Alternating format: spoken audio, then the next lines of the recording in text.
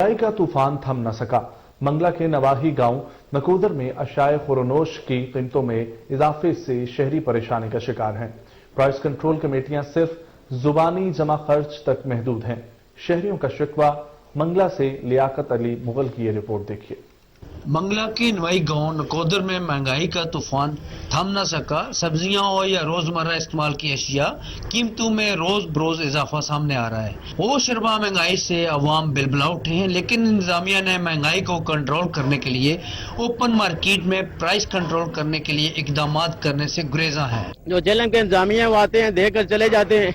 उनसे हमारी ये दरख्वास्त है कि आप दुकान पर आकर जेल में चेक करें, आकर रेट चेक करें। बहुत ज्यादा महंगाई है।